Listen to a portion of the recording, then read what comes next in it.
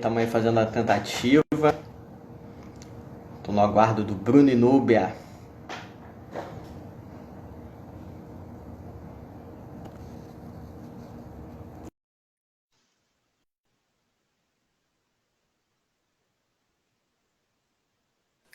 Aê, será? Será? Ah, agora Aê! maravilha. Agora sim, pô.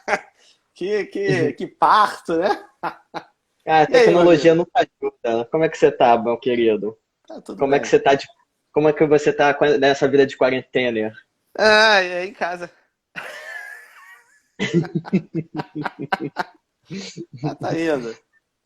Mas vamos esperar uns 5 minutinhos pro povo chegar. Tá, beleza. Tem um povo aí que tava lá na minha conta, né? Mas aí eu apareço também online e eles Aham. entram. Aparece pra nós dois, né? É, Eu não sou aparece pros muito dois. Aham, sim. É. Eu Seus seguidores conheço também muito vão entrar pouco. porque vão ver você ao vivo, entendeu? Ah, que bom que agora eu tô aparecendo, que todo mundo vai poder, né? Né? Ó, Aproveitar agora. este belo exemplar, né? Esse design avançado, né? Esse exemplar Homo sapiens, né, do gênero masculino, cis hétero, Não é? não é? Apesar que esse cabelo platinado aí dá meio que uma entregada aí, tá meio esquisito. Não, que pode tudo, a gente não tem esse tipo Tá de certo, ponderação, não. tá certo. Norton, deixa eu te falar. Sim, Apesar diga. de tá invertido, né? Você tá em cima, eu tô embaixo, que normalmente é o contrário, né? Mas tá ótimo, porque a ordem dos fatores não altera o produto. Eu tenho, você já viu, né, como espectador alguns desses bate-papos, Uhum, que eu já vi você entrando. uhum, É, e eu faço esses bate-papos assim, né? Eu chamo convidados para a gente conversar sobre assuntos que eu acho que são importantes, que são relevantes ou que são curiosos, né? Que são interessantes, enfim, né? uhum, E aí eu tenho, enfim, já algumas semanas chamado uma galera e pensei em você por causa do seu trabalho, né? Por causa do que você faz e tal. E aí eu sempre peço para o meu convidado se apresentar rapidinho, os minutinhos iniciais que o pessoal está chegando, falar um uhum. pouquinho de você, para o pessoal saber por que eu te chamei aqui, né? Por que eu chamei o Norton Tavares para bater um papo, que é só para ficar uma hora aqui, Aham, fazendo as pessoas perderem tempo? Acho que não, né? Então, aham, enfim, tá. tá? Deixa eu só ver um Beleza, negócio aqui rapidinho.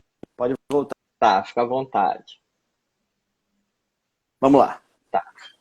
Marvin, bom, eu sou Norton Tavares, né? Eu trabalho na Ação da Cidadania, né? E daqui a pouquinho a gente vai falar um pouco sobre o que é ação, né? Como a ação surgiu, o Sim. que a gente faz, né? E a gente é uma organização da sociedade civil que tem como objetivo contribuir com a erradicação da fome no país, né? Ela foi criada pelo Betinho, né? Que eu acho que quem é mais novo que a gente não, de repente, conhece pouco, ouviu muito, fala muito pouco Provavelmente, dele, é. né? É uma coisa muito da nossa geração. Ele morreu em 97, né? Então a gente está fazendo também uma campanha de resgate, né, dessa imagem do Betinho, né? E ano que vem vai pro ar uma série da Globoplay contando a história do Betinho, né? Ah, que legal. Já tá sendo produzida uma minissérie. Não sei exatamente quantos capítulos vão ser, mas que vai contar um pouco da história do Betinho e da ação da cidadania e de todos os projetos que ele criou, né? Porque ele não criou só ação, né? Ele criou o IBASE também, entre outras organizações que continuam aí na ativa trabalhando em diversas linhas de frente, né? Inclusive no combate à AIDS, né? Porque ele era hemofílico, ele Uhum. pegou, né? Ele se contaminou numa transfusão de sangue, né? Naquela época era uma doença nova, não tinha Sim, esse é. rigor não tinha todo esse rigor para ver se o sangue estava contaminado ou não. Então ele e os dois irmãos dele morreram decorrente de contaminação da HIV com transfusão de sangue. É, brabo. Eu trabalho lá desde 97, Cara, você já entrou tem no ano que o bastante Betinho tempo. faleceu. Não, 2007, perdão. Ah, Lá 2007, tá. de 10 anos depois, 2007. tá. Uhum. 10 anos depois. Né? Eu não conheci o Tranquilo. Betinho, eu não trabalhei com ele. né? Então, já estou lá há bastante tempo, Tá. trabalhando diretamente com lideranças comunitárias que fazem ações de combate à miséria em diversos territórios do Estado e do Brasil, né? Inclusive, só para complementar isso que você está falando, a ação chegou no Brasil inteiro agora na pandemia, né? Que eu estava vendo. Na época do Betinho, ela já tinha atuação nacional. Depois alguns estados pararam de fazer a campanha, né, de sair da rede. Mas agora a gente está fazendo um trabalho forte de retomada da rede inteira no Brasil. E a gente já está começando a negociar compras de alimentos já nos estados do norte, né? A gente já chegou em todos os outros estados do Brasil, né? Cestas básicas já foram distribuídas, né? Em todos os outros estados, só falta na região norte, e que a gente está chegando agora. E por os próximos dias, os alimentos já estão sendo comprados, né? A gente já está negociando com fornecedores dos estados do norte para fazer essa entrega também. Maravilhoso. E aí, Norton, te chamei para o bate-papo para a gente falar sobre fome, né? Porque, Sim. inclusive, por conta de estudos que você acabou de apresentar agora, da nossa cidadania, né? Que um dos objetivos é a erradicação da fome. E aí, assim, o que é fome? Porque, assim, às vezes eu falo muito isso em sala de aula, né? A gente fala sobre a questão da pobreza, da fome, da desigualdade e tal. Mas às vezes é difícil entender o que é fome, né? Porque assim, a gente que vive em capitais, né, em grandes, a gente vive na segunda maior cidade do país, né? Até aquele cara que às vezes está numa situação de rua, né? Aquele cara, enfim, que está ali à margem da sociedade, ele tem um acesso a alimento por mais, como é que se diz? Por pior que seja, vamos dizer assim, né? Mas a gente não vê isso. Então, às vezes é difícil para quem mora numa grande capital entender o que é fome. Né? Entender que isso existe no Brasil, que isso é uma realidade. Eu queria que você falasse, porque você tem, logicamente, muito mais experiência do que eu nisso. Como é que é isso? Né? O que é isso? Como isso acontece no Brasil? Isso existe? Como é que é isso? Vamos começar definindo o que é fome, né? Fome, a grosso modo, é aquela dor que a gente sente no estômago quando a gente fica muito tempo sem comer, né? Algum tempo sem comer, a gente sente aquela dor. Né? Então, a gente usa esse termo, um termo leigo, que, na verdade, significa insegurança alimentar. Né? Só que fome, quando a gente vai falar com a imprensa, a fome ela tem um impacto muito mais profundo quando a gente está falando do que insegurança alimentar. Até Sim. porque é uma palavra mais curta, né? Dá para colocar numa manchete de jornal, 36 milhões de brasileiros passam fome. Né? Então, é uma palavra mais curta e de um mais fácil entendimento para o grande público, mas que, na realidade, quer dizer insegurança alimentar. Né? E a insegurança Impacto, alimentar... Insegurança alimentar, ela tem 3 níveis, né? Quando a gente fala em insegurança alimentar, existem várias, a gente pode falar em várias proporções, mas falando de uma família de situação de insegurança alimentar, existem 3 níveis. Né? A insegurança alimentar leve é quando uma família ela não sente essa dor da fome propriamente dita. É quando eles têm o que comer, né? Mas a qualidade desses alimentos ela é reduzida para garantir alimentos no futuro, sabe? Então, assim, não existe a certeza, não existe a garantia de que amanhã vai ter o que comer. Então, para garantir o alimento de amanhã, eles reduzem a qualidade do que eles vão comer hoje, né? Para evitar a fome no dia seguinte. Então, é aquela família que às vezes come uma salsicha, substitui a carne por a salsicha, né? Ou então não tem o arroz e feijão, né? Que é um prato extremamente balanceado, mas come angu, né? Então, assim, são pessoas que estão comendo, não sentem a dor da fome, mas elas não estão adquirindo todos os nutrientes suficientes para manter o corpo saudável. Né? Então, essa é uma situação de insegurança alimentar leve. A insegurança alimentar moderada é quando os adultos da família, aí sim, existe escassez de alimentos para os adultos da família. Né? Então, os adultos começam a sentir mesmo a fome, começam a sentir essa dor na barriga para garantir que as crianças não passem por isso. Né? E mesmo assim, é uma alimentação não balanceada, é uma alimentação pobre em nutrientes. Então, esse moderada, só para eu entender, esse moderada é assim, quer dizer, o adulto, às vezes, ele abre mão do alimento Uhum. dele em algum Isso, momento do isso. dia ou em alguns Aham. dias para garantir Uhum. essa alimentação que já vai ser precária, mas pelo menos Exato. garante para as Uhum. crianças, bebês, etc, Isso. né? Tá. Isso, exato, né? E a insegurança alimentar grave é quando nem as crianças têm acesso aos alimentos, né? Quando até as crianças sentem essa dor na A dor da barriga da fome, fome. né? É. Então, Caraca, assim, quando a gente fala fome, a gente está falando desses três níveis de insegurança alimentar, né? E às vezes, até famílias com dinheiro, né, elas estão em situação de insegurança alimentar, não por escassez de recursos, né, mas por conta de uma alimentação desregrada, né? Uma entendi. pessoa que tá muito obesa, né, uma pessoa que provavelmente está também em insegurança alimentar porque está com uma alimentação completamente equivocada e não está adquirindo os nutrientes necessários para o corpo saudável, né? Acho que eu já engordei, sei lá, uns 10 quilos nessa quarentena. Ah, Só comendo besteira, né? Mas enfim, é. mas o meu é falta de vergonha na cara, né? Uhum. Não é problema. Aham. É, cara, e assim, sabe o que me chama a atenção é, é essa realidade existir no Brasil. Uhum. Porque o Brasil, assim, quando a gente olha ele superficialmente, né, ele no senso comum, o Brasil é isso, né? Um país grande, né? O que planta tudo dá, né? A gente tem esses jargões aí Uhum. para falar de Brasil, né? Então, Sei. assim, como falta alimento no Brasil? Assim, é uma coisa muito louca. Ainda mais, como eu falei no início da live, né? Você morando numa grande capital, é muito louco você conseguir Uhum. enxergar isso, né? E Cara, assim, o problema da fome no Brasil não é falta de alimentos, né? Existem alimentos para todo mundo, para todas as pessoas, né? Mas a tem. gente, Deixa eu te interromper rapidinho. ah, Tem pesquisadores que defendem que, na verdade, isso é a nível mundial. Na verdade, o mundo uhum, produz sim, alimento suficiente para todo mundo. Né? O sim, problema é a existe alimentos, distribuição desse existe, alimento. existe, é.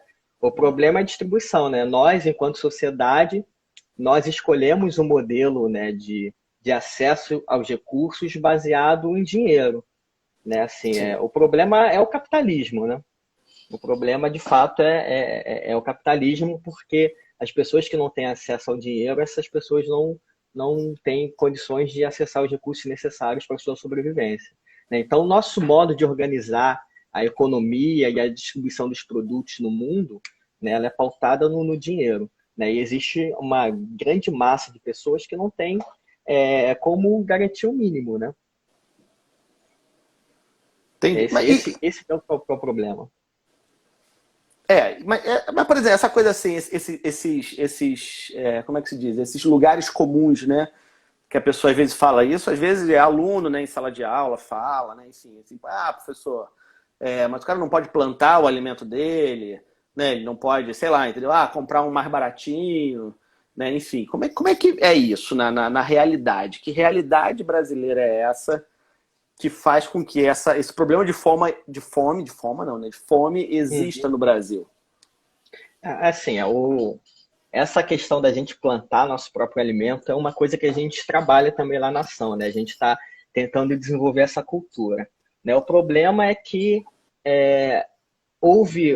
ainda existe um grande esforço de vários atores aí no mercado, não só questões de grandes empresas, mas até o governo, né, nesses incentivos fiscais que o governo dá para as pessoas não saírem da cozinha, né, e terceirizar essa parte da alimentação, né? Então, os produtos industrializados que já vêm prontos, né, que são terríveis, né, são comprovadamente ruins para a saúde, né? Então, assim, tem toda uma campanha de marketing, de mercado, de incentivo fiscal para esses alimentos serem mais baratos do que os alimentos saudáveis, né? Então, é uma coisa histórica no Brasil, não só no Brasil, mas em vários países do mundo, né, que a gente resolveu terceirizar essa questão de alimentação, né? A gente uma questão cultural também, né?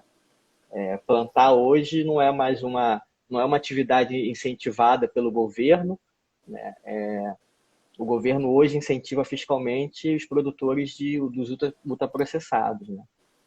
Isso tem a ver, você me corrija se eu estiver errado, né? Mas, por exemplo, agora nessa quarentena isso veio à tona, né? O governo ele aprovou aquele auxílio, né, de R$ 600. Na verdade, o Uhum, governo queria 200 e aí o legislativo conseguiu dar aquela forçada, foi para 600 e tal. Mas, ao mesmo tempo, quer dizer, R$ 600 para as famílias, né, pobres ou que por algum motivo iam perder a sua fonte de renda, né, por causa do isolamento, uhum, e receberam 600. Mas, por outro lado, também o governo liberou trilhões de reais em linhas de crédito no banco exatamente para grandes empresas.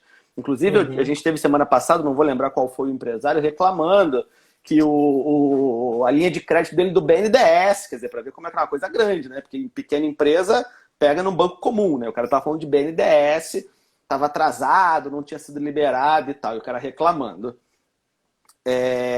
E aí, assim, me corrija se eu estiver errado, mas isso também é um pouco nessa questão do alimento, né? Quer dizer, há uma série de incentivos para essas grandes indústrias, né? E não há nenhum incentivo para o pequeno produtor ou para o cara, às vezes, né, conseguir. Não estou nem dizendo produção, né? Para o produtor no sentido comercial, mas às vezes para o cara produzir parte do seu alimento na sua casa, né? E etc.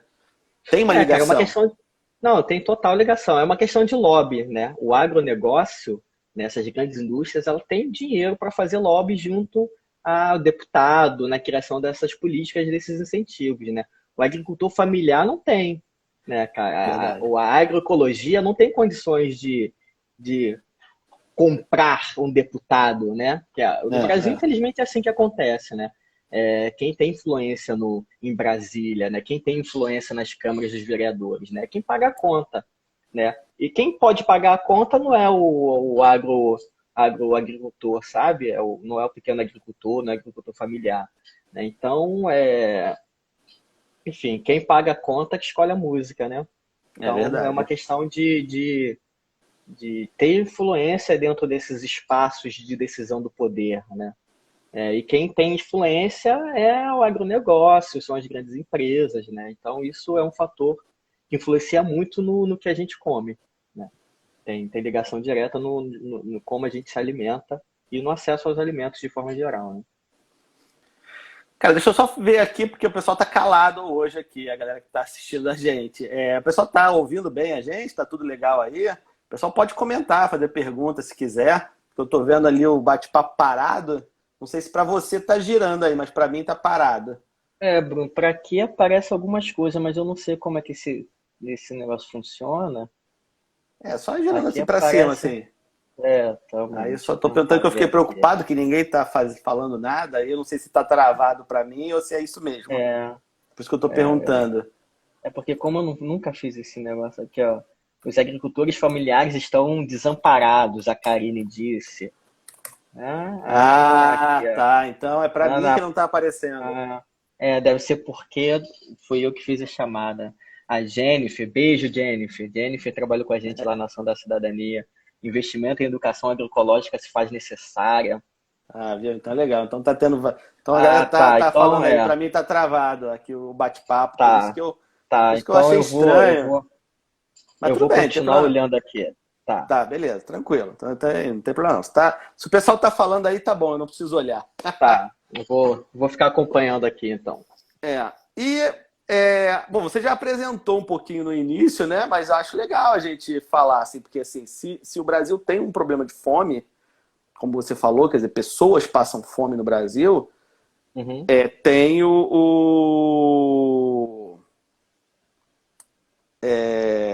tem as ações, né, as ONGs, enfim, os movimentos sociais para ver esse problema. Antes disso, que me veio agora na cabeça, a questão da fome, como um bom historiador, né, isso veio na cabeça. Quer dizer, nem sei se eu sou bom, né, mas como historiador, enfim, né? Aham. É, a fome tem a ver com a escravidão? Cara, a fome no Brasil, cara, ela tem a ver também com a escravidão, né? Mas se eu puder dar um marco aqui do início da fome no Brasil, eu falaria que começou com a colonização europeia, né?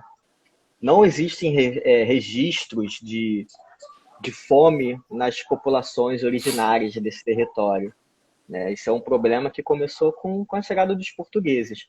E se eu puder Claro. te falar um marco, eu acho que foi a criação das capitanias hereditárias, né? Porque a fome no Brasil está, não só no Brasil, mas no mundo, né? A fome está intimamente ligada à desigualdade social, ao latifúndio, né? Eu ia falar isso agora. É o Ao latifúndio. As Seis latifúndio, Marias, os engenhos, é, são grandes latifúndios, é. né? Então, Enfim, as pessoas que mandam eu no Brasil hoje são herdeiros dessas primeiras capitanias hereditárias, né?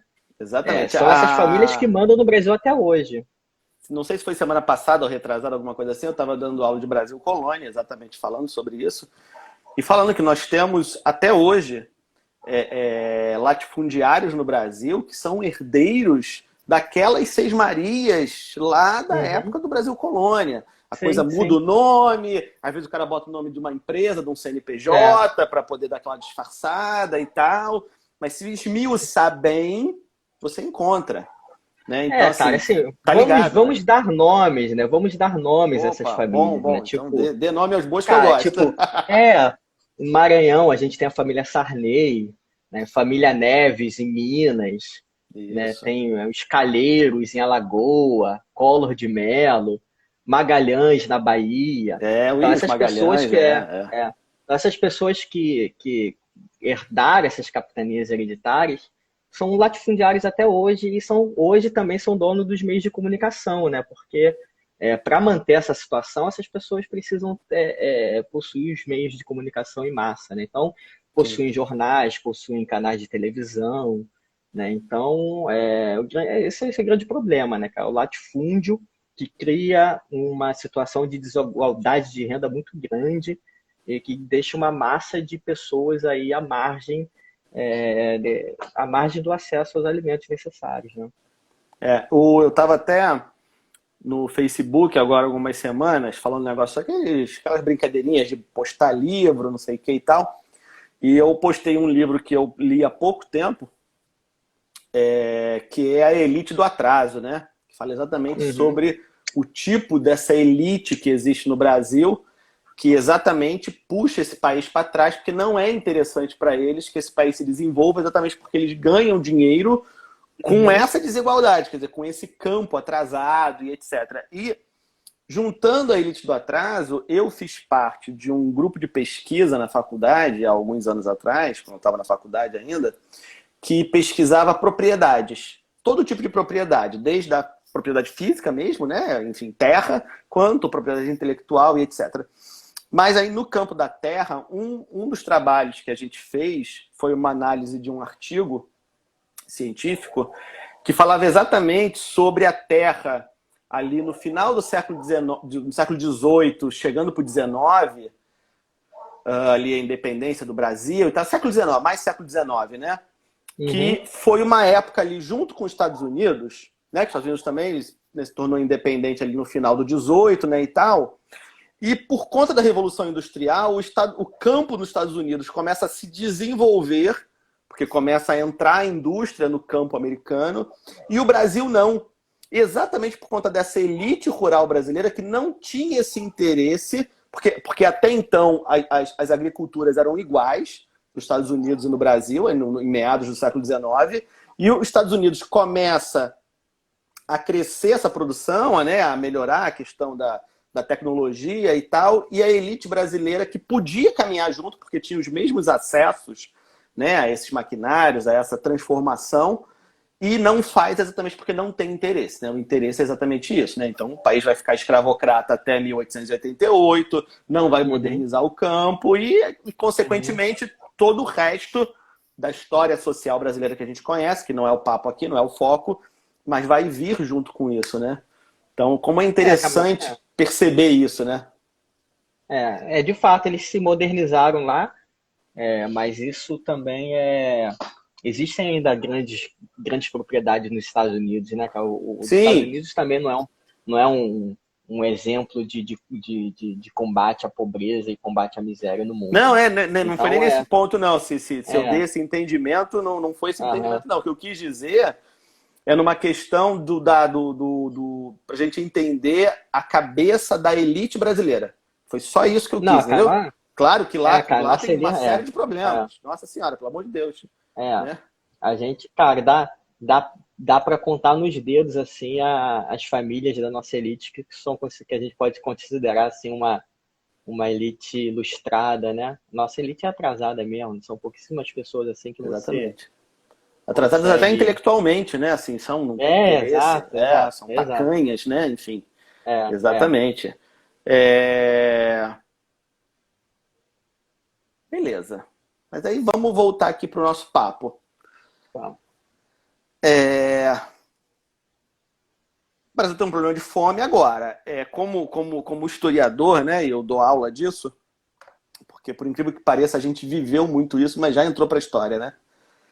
É, nós vivemos um período no Brasil, vamos falar assim, de redemocratização, né?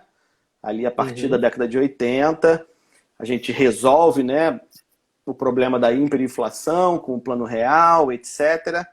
E a gente tem um governo que se elege, que é o governo Lula, que se elege em 2002, né, começa a governar em 2003, que tem como principal bandeira, né, inclusive na campanha eleitoral, foi o principal projeto da campanha do Lula em 2002, foi o projeto de Fome Zero.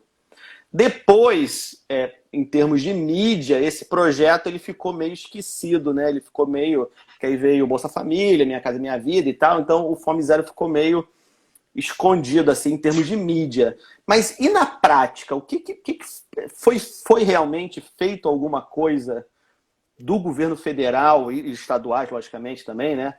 Mas nesse É, período, a partir do início do século XXI?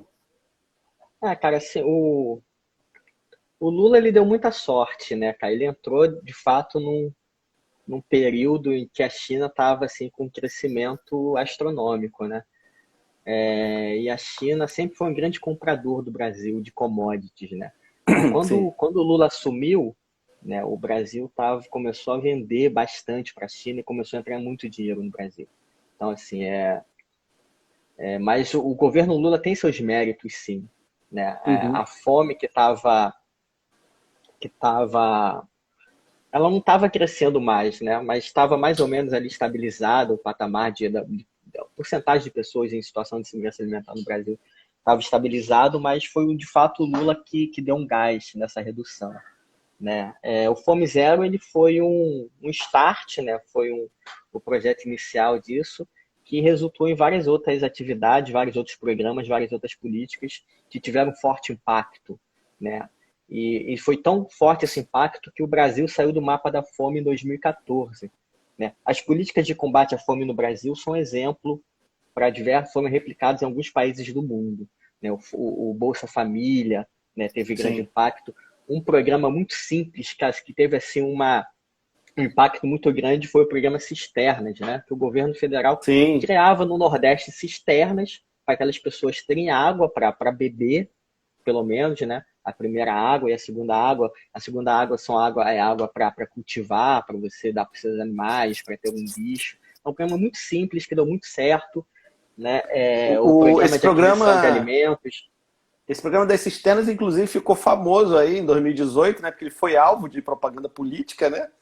Uhum, Porque nós tínhamos um candidato que veio a virar presidente, né? Que queria uhum, exportar, né, um modelo aham, israelense. Nada contra o modelo israelense, mas na verdade esse projeto já existe no Brasil, aham. Cara, né? são assim, coisas muito simples, né? Um outro programa que assim, muito certo, que mudou muito certo, é dar um casal de cabra para uma família, né, no Nordeste, né? Então aquela cabra dava leite, se multiplicava, né? São coisas muito simples. Então, assim, o governo PT, o Lula, né, de fato, ele teve o protagonismo em assumir a fome como um problema que deveria ser, de fato, extinto no país, né? Então, um outro programa que deu muito certo é o programa de aquisição de alimentos, né, que incentivava prefeituras a comprar alimentos dos seus agricultores da região para fornecer para as escolas, fornecer para os hospitais, né? Então, isso gerava renda para esses pequenos agricultores também, né? Então, Pô, muito assim, legal. o governo Lula ele tem muito mérito nisso, né? Tanto que em 2014 pela primeira vez na história do Brasil, né, em mais de 500 anos de história, a gente não saiu no mapa da fome da ONU, né? A ONU, assim, eventualmente, faz uma grande pesquisa que ela aponta quais são os países que têm a fome como um problema estrutural, né? Que quando você tem mais de 5% de sua população vivendo abaixo da linha da miséria, né? Então, em 2014, a gente saiu, né? Então, a partir de 2002, quando o Lula assumiu e a partir dessa criação desses programas, a fome foi diminuindo e até chegar a esse grande auge em 2014, que foi finalmente a gente não está aparecendo nesse mapa, né? Mas, infelizmente, já em 2015, a coisa começa a desandar, né? A gente voltou a crescer esse número que chegou no seu patamar mais baixo em 2014, a partir de 2015 voltou a crescer, né? E por conta da instabilidade política que o país estava passando, né? Vários outros fatores econômicos e políticos que fez essa linha voltar a crescer. E hoje em dia a gente vai voltar ao mapa da fome, né? Isso ainda não foi oficializado, ainda não é oficial, mas a gente já está com a porcentagem necessária, suficiente para voltar ao mapa da fome, né? Então, assim, pela primeira vez na história do Brasil, um governo, de fato, resolveu assumir que esse era um problema muito sério que deveria ser combatido e fez os esforços necessários para isso acontecer. E é um problema que tem que ser combatido, né? Porque, assim, eu que estou em sala de aula, tudo bem que eu ainda, pelo menos, né, não sei o futuro, mas, assim, não dou aula na rede pública de ensino, dou aula no particular, então eu não vejo esse problema de perto, mas sei que ele existe. Que o Freire já falava, né? Paulo Freire já falava isso, né? Que a primeira coisa que você tem que combater para o cara poder, exatamente, a gente fala tanto de educação no país, né? Mas a primeira coisa para o cara poder aprender, por exemplo, né, se educar, aprender a ler e escrever, é não estar com fome, né? E assim, você tem uma realidade no Brasil, isso existe, de crianças que vão para a escola para comer, porque é onde elas vão ter uma refeição. Fala.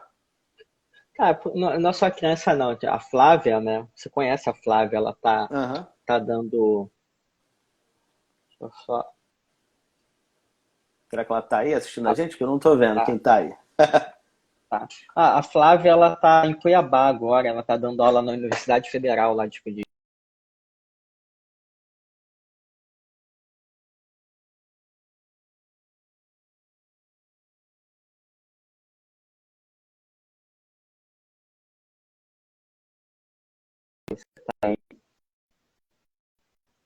Alô? Você tá aí? Oi, voltou. Voltou. Tá. Tá, a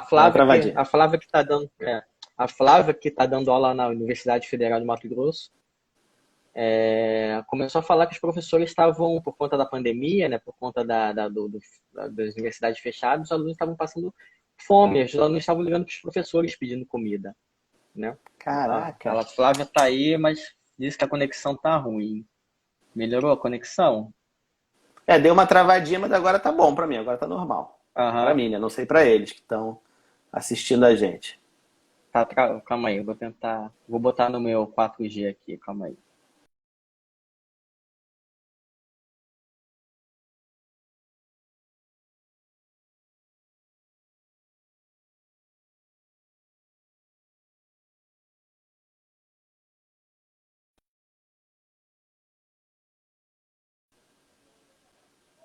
Voltou? Opa, foi, pra mim, Agora tudo sim, certo. tá.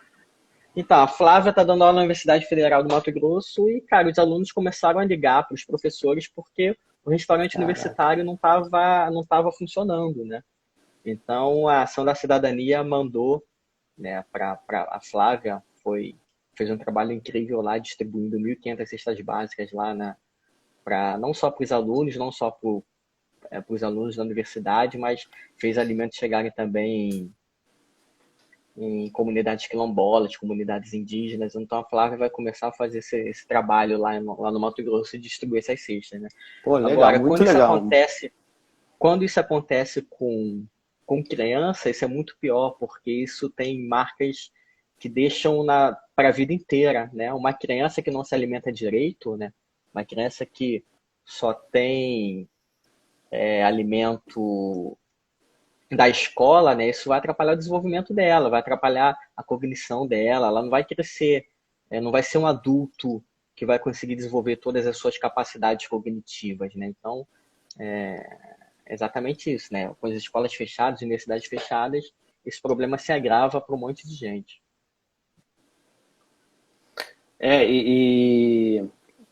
Quando a gente fala de desigualdade aí de novo, né? Às vezes eu me repito, né? Mas é porque são coisas que realmente são muito importantes.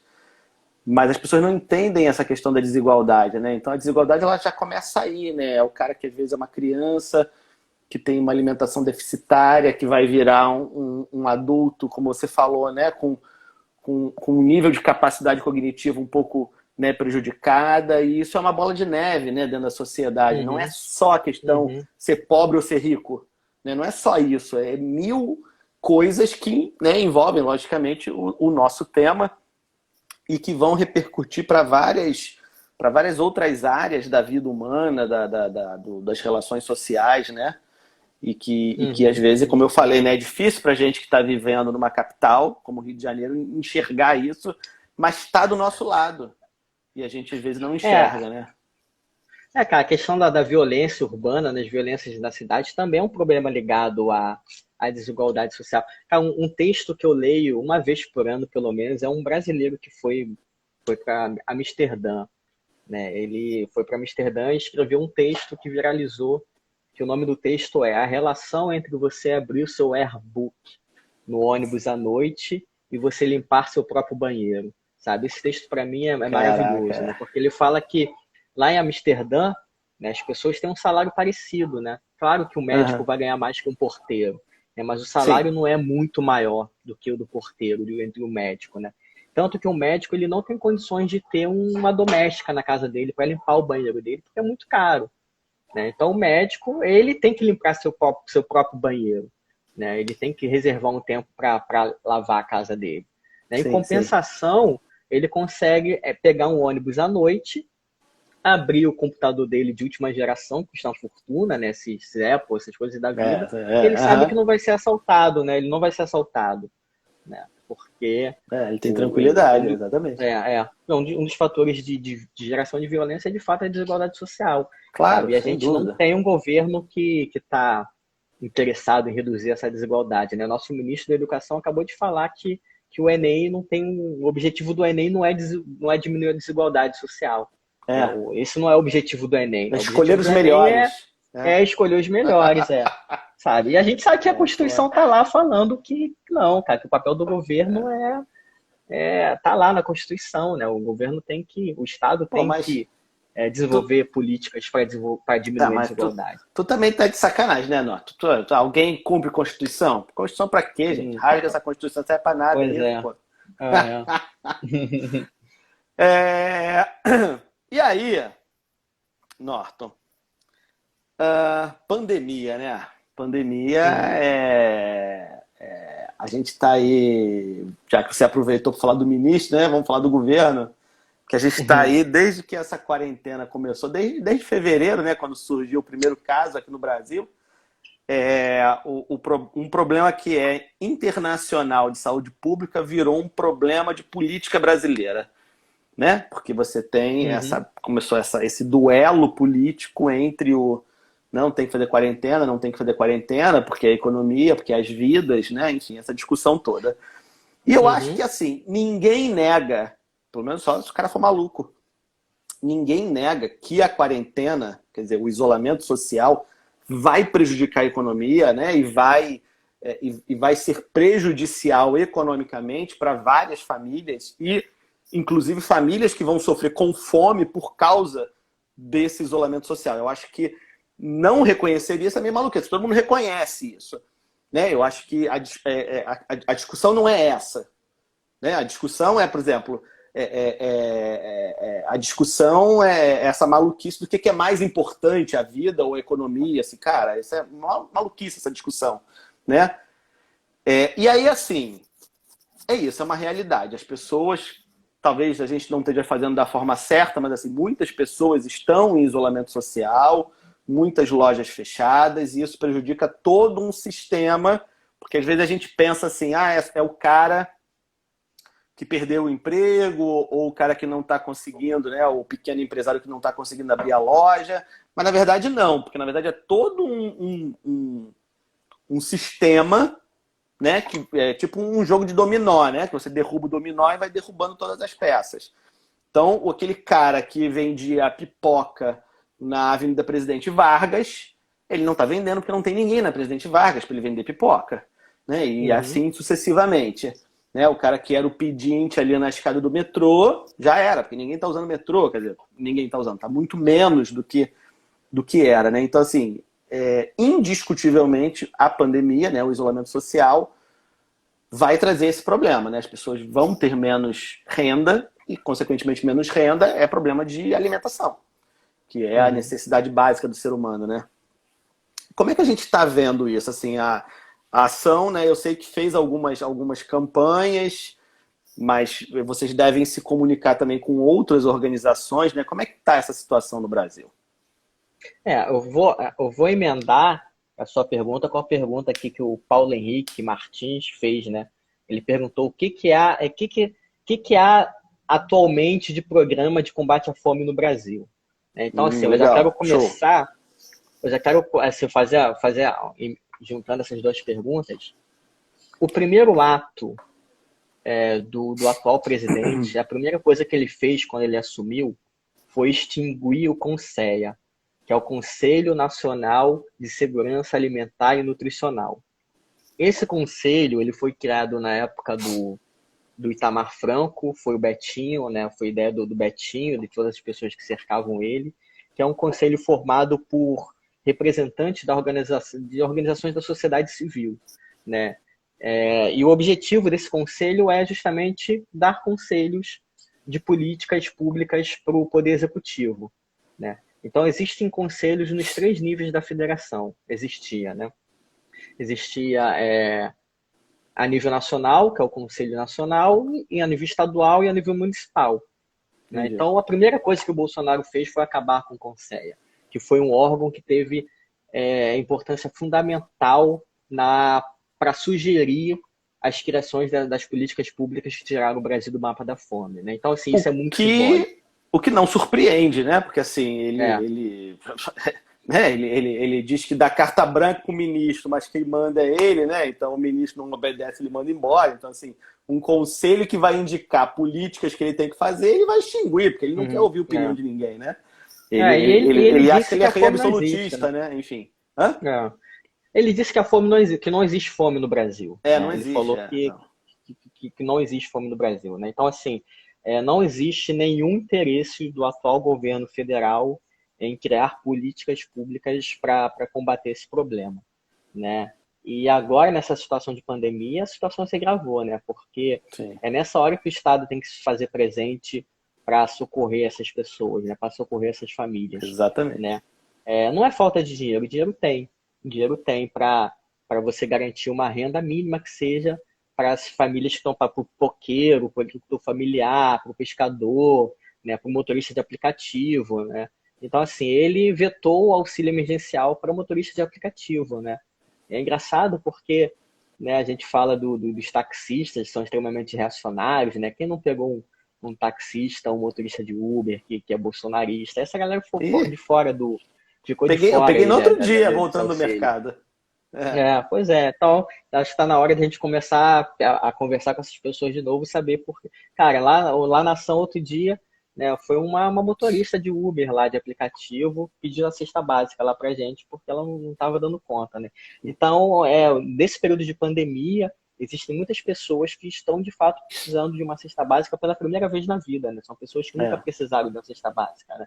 Cara, e a ação da cidadania, ela não é governo, né, cara? Não é governo. Isso não é um problema da sociedade civil de resolver, né? Isso é um problema de governo, de política pública, né? Claro. A gente faz a campanha, a gente está arrecadando alimentos e distribuindo no Brasil inteiro como uma forma de tentar aliviar um pouco, né, esse problema que essas famílias estão passando, né, mas ao mesmo tempo é uma campanha para escancarar o problema da fome no Brasil, né?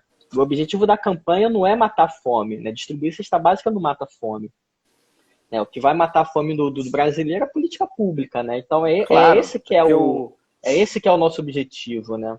a cesta básica ele é um paliativo, né? Momentâneo, É, naquele é, momento, né? Ele é, não é uma. é. As pessoas não têm que depender disso, né? É um absurdo isso. Aham, E é papel do Estado no momento em que é isso, né? A gente é. parece papinho, né? De senso comum, né? E tal que eu vou falar agora, mas mas na prática é isso, né? Assim, nós pagamos impostos para que esse Estado possa exatamente nos servir, principalmente nesses momentos de crise. Uhum. Eles têm que oferecer serviços sempre, mas no momento de crise é mais ainda, né? Assim que eu estou querendo dizer, né? Assim, Bruno, assim, a crise, ela faz parte do sistema capitalista. Assim, sem dúvida. a gente está vivendo um momento, o pleno emprego, que os economistas gostam de falar, é uma grande falácia, né? O capitalismo ele precisa de uma reserva de mão de obra Claro. que esteja fora do mercado de trabalho para você poder negociar salários mais baixos, né? Se tiver pleno emprego para todo mundo, né, os salários dessas pessoas vão aumentar, né? E o patrão, o dono do capital, não vai conseguir negociar salários mais baixos, né? Então, assim, Sim. essa crise de desemprego, né, ela faz parte do sistema, né? E a tecnologia, cara, ela vai avançar sobre isso. Eu sei que a tecnologia ela cria novos postos de trabalho, mas ela não vai criar tantos postos de trabalho no mesmo É, ritmo dos postos de trabalho que a estão troca sendo não é 6 destruídos, por né? meia dúzia. A troca não é Não, 6 por meia não, dúzia. Ela é desigual, é. Ela Cara, daqui a acaba pouco, com mais empregos do que ela cria. Com certeza. é isso. Cara, daqui a pouco a gente vai chamar um Uber, cara, e vai vir um carro sem motorista, né, cara? Exatamente. Esse carro já tá rodando em alguns lugares por aí, já tá em fase de teste, né? Então, assim, Sim, imagina, sim. não vai ter mais. Nunca teve emprego para todo mundo, né? Isso é uma falácia. E a partir de Claro. agora vai ter menos emprego ainda, né? Então, como garantir que uma família tenha sustento se não tem emprego para todo mundo, né? E o Estado precisa entrar para garantir uma renda mínima para todas as pessoas, né? É nisso que eu acredito, né? Existe dinheiro para isso, existe recurso para isso, para garantir renda mínima para todas as pessoas, independentemente de idade, independentemente de escolaridade, de outras fontes de renda. A gente só vai, de fato, garantir que todo mundo tenha acesso a alimentos e não passa fome, garantindo essa renda mínima, né? E é um papo que o Eduardo Suplicy tem já há mais de 30 anos, né, cara? O Eduardo Suplicy só fala disso, da renda mínima, já há 30 anos, né? Então, a única forma Tem mesmo, gente que acha que ele é assim, não só... maluco, né? E tal, É, enfim, né? é, é, é. Então, assim, eu sei que a crise da pandemia, do coronavírus, né, cara, Sim. agravou muito essa situação, mas, entretanto, está trazendo de volta a luz de garantia de renda mínima para as pessoas, né? A tecnologia tá pegando emprego de todo mundo, nunca vai ter emprego para todo mundo, né? E como Nunca vai nunca ter. vai ter emprego para todo mundo, a gente vai ter essa massa de pessoas aí que não vão ter renda para garantir aí as suas necessidades mais básicas, né? É. Uma coisa que Mas, eu uma fala, coisa que eu fala. costumo falar, uma comparação que eu faço, que é na Grécia Antiga. A Grécia Antiga foi um período riquíssimo de culturalmente riquíssimo, né? Foi quando foi criada a Sim. democracia, as artes, os esportes, a filosofia, tudo isso aconteceu na Grécia Antiga. Mas isso aconteceu porque o cidadão grego não trabalhava. Quem trabalhava eram os escravos, né? Então, o cidadão Exatamente. grego tinha tempo para ficar pensando em filosofia, né? Para fazer esporte, para fazer escultura, para construir aqueles grandes templos, né? Porque não precisava trabalhar, né? Tanto que Exatamente. depois da Idade Média, né? Quando o homem voltou a olhar para esses valores, né? Esses valores humanistas, né? A gente deu o nome a esse período de Renascimento. Então, eu realmente acredito que a gente pode ter um novo renascimento, né? A gente pode ter uma nova humanidade que vai poder desenvolver a filosofia, desenvolver os esportes, desenvolver as artes novamente, só que a gente vai substituir o trabalho escravo pela tecnologia, né, cara? A gente vai ter os Tomara. robôs, né, os carros autônomos aí fazendo todo o trabalho mais pesado, É, garantindo uma renda aí para as pessoas. Sim, mas E, o problema é que ainda existe esse pensamento, né, da questão da coisa do trabalho, né? Então, o cara está na universidade, pesquisador na universidade, dependendo do que ele pesquisa, é vagabundo, é o uhum, arruaceiro, né, e tal, porque você tem que trabalhar, né? Você tem que ir para o mercado de trabalho, você tem essa coisa ainda, né, é, muito tem, enraizada, tem. e isso é É, altamente do é, capital, né? O capital é, é, coloca muito isso, né? E é. A Jennifer, superar isso é um desafio. é, a Jennifer falou que agora, né, em algum momento as pessoas precisam de parar de receber esse benefício, né? Eu não acredito, né? Eu de fato não acho que elas precisam parar de receber esse benefício porque é justamente isso, não tem, eu acredito que é impossível você gerar atividades econômicas para todas as pessoas. Até porque, né, cara, essa atividade econômica desenfreada, né, tá destruindo o planeta também, né? Então a gente precisa Não, pisar um pouco no freio, né?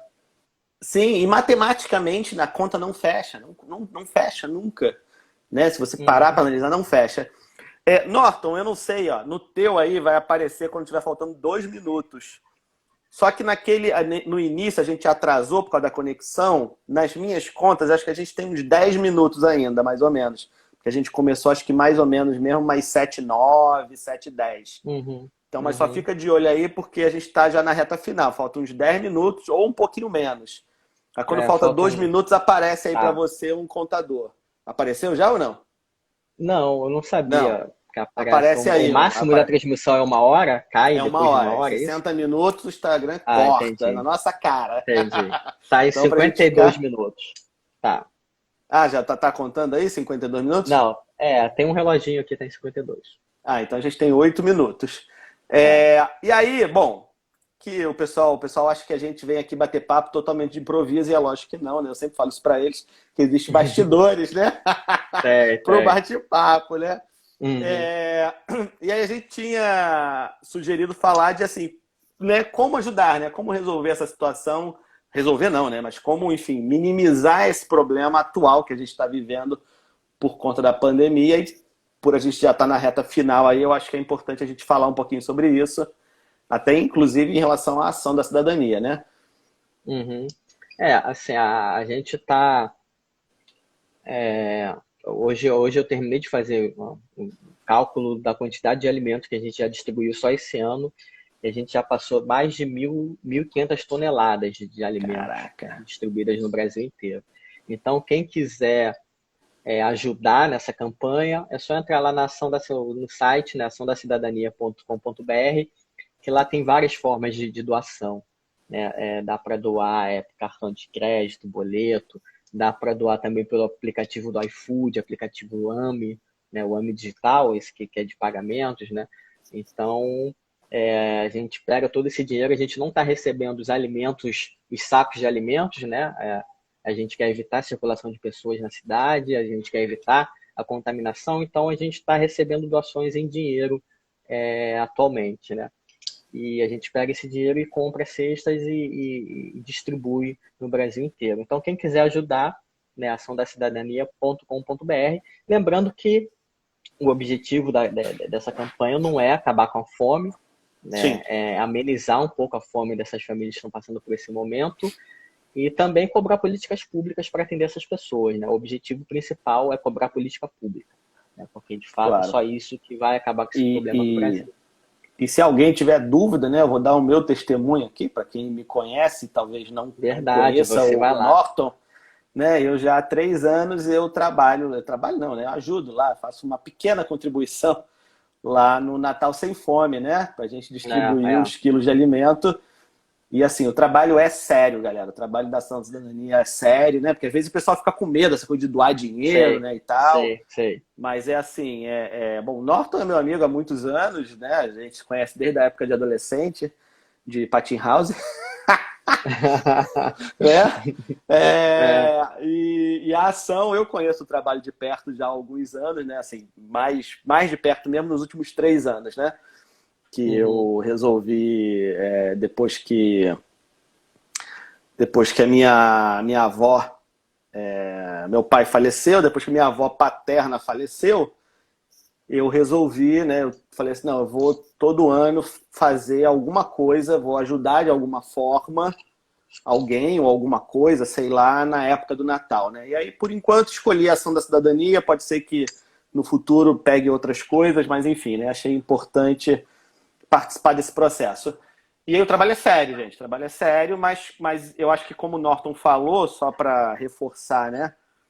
O mais importante não são esses paliativos, né? São a gente cobrar, a gente se inteirar, viver é um ato político, né? Essa Votar coisa melhor, de... a gente precisa votar melhor, votar em pessoas que estejam comprometidas, né, com o combate à fome. Exatamente. Que tem um projeto, porque assim, a gente fala assim, a sociedade brasileira, eu acho que hoje está passando por uma crise política de descrédito. Na verdade não é de hoje, né? Mas assim, hoje eu acho que está um pouco pior, vamos dizer assim. Só que já é todo mundo ladrão, todo mundo bandido, né? E aí vota-se num projeto, não, né? Numa pessoa que vinha como um salvador da pátria, né? Ah, o cara é Uhum. anticorrupção, o cara vai resolver isso aí porque todo mundo é ladrão, não sei o que, não sei o que lá. E não é bem assim, né? Assim, claro que existe muito ladrão, existe muita corrupção, é lógico que existe, mas existe gente séria também, como em qualquer profissão no mundo, em qualquer área, na área política não é diferente, existem pessoas sérias, existem projetos. E quando eu voto num candidato que tem um projeto muito claro, muito bem divulgado, eu consigo cobrar melhor esse cara. Porque quando eu voto Uhum. num mito, eu vou cobrar o quê, né? Porque é uma fantasia, é uma coisa, são palavras É. soltas ao vento. Quando eu tenho um projeto, por mais que o cara seja um 7-1 e ele não vá cumprir aquele projeto, eu consigo cobrá-lo de forma melhor, né? Então eu acho que é importante a gente se inteirar disso, né? Dessa política. E é isso, viver a Uhum. política, né? A gente não pode fugir assim, a política é chato. Meu irmão, viver a política, né? Tudo que a gente faz, o que a gente está fazendo aqui agora é política, Uhum. né? Sim. É. Não, só aqui a Ana Paula comentou aqui agora também falando da água para os moradores de rua, né? Então, de fato, os moradores de rua estão passando também por um momento muito difícil também, né? Porque Muito não tem difícil, gente não. na rua, né? E a alimentação deles está comprometida e é um problema seríssimo também de água, né? Então a gente também está distribuindo água, né? As lojas Legal. americanas aí estão mantendo fornecimento bem grande de água Pô, que mineral. legal, que legal. Eu acho que eles já mandaram mais de 100 mil garrafinhas d'água mineral para a gente esse ano, Pô, que né? legal. E um problema aí dos moradores Importante. de rua. É. É importante. Norton, acho que a gente está chegando na reta final aí do tempo, né? Estamos chegando na reta Então, final. pedir para você se despedir aí da galera, falar suas considerações finais aí, que eu também vou dar uns recadinhos. Enfim, bom, Tá. primeiro eu vou falar agradecendo, né, você ter aceito o meu convite para a gente bater esse papo, porque eu acho que é um assunto importante para o Brasil, para a realidade brasileira, e eu espero que o pessoal que tenha assistido a gente tenha gostado. Bom, se o pessoal tiver gostado, né, eu acho que no primeiro roteiro que a gente montou, né, a gente viu que tinha bate-papo para 2 horas, né? Você até Porra, brincou falando, isso aí dá um curso, né, todos esses é, tópicos aí. Então a gente tem é, alguns tópicos que ficaram de fora que de repente a gente pode é, voltar um dia para falar deles, né, também, né? Então, com certeza. agradecer a todo mundo aí e espero que todo mundo tenha gostado desse bate-papo. Adorei fazer isso. Beleza, eu gostei muito também, acho que foi bem produtivo. Eu, pelo menos, adorei. Eu não estou vendo o pessoal, mas espero que o pessoal tenha gostado. Galera, amanhã eu vou estar no meu canal, para quem não me conhece, né, no Prof. Bruno Núbia, sou professor de História, de Filosofia. Eu vou estar com um bate-papo com um amigo meu, que é historiador, o Carlos. A gente vai estar conversando sobre curiosidades da Guerra Fria. Então, a gente, em vez daquela aulinha básica de pré-vestibular, a gente vai estar falando sobre curiosidades, coisas legais ou ruins, não importa, mas assim, coisas que às vezes não estão nos livros didáticos sobre Guerra Fria. E deixa eu falar também para a galera que assistiu. Semana passada eu tive um bate-papo com uma amiga psicóloga chamada Marcela. E o pessoal gostou muito, gostou muito. O pessoal quis fazer um monte de perguntas e não deu tempo, que só tem 1 hora e tal. E a gente resolveu, segunda-feira, agora, depois do final de semana, às 7 horas da noite, eu vou fazer outro bate-papo com a Marcela, só para responder perguntas. Então, a galera pode Legal. anotar as perguntas aí sobre saúde mental durante a pandemia, né? Durante a quarentena, e a gente vai fazer um bate-papo só de respostas. Ah, legal. Valeu, Bruno. Né? Ó, o feedback tá sendo bacana aí. Tô vendo aqui o pessoal falando, o pessoal curtiu bastante aí. Então, de Beleza. repente, a gente volta também. Ah, com certeza. Deixa eu só te falar. Quando encerrar, você não vai conseguir baixar, mas você consegue publicar no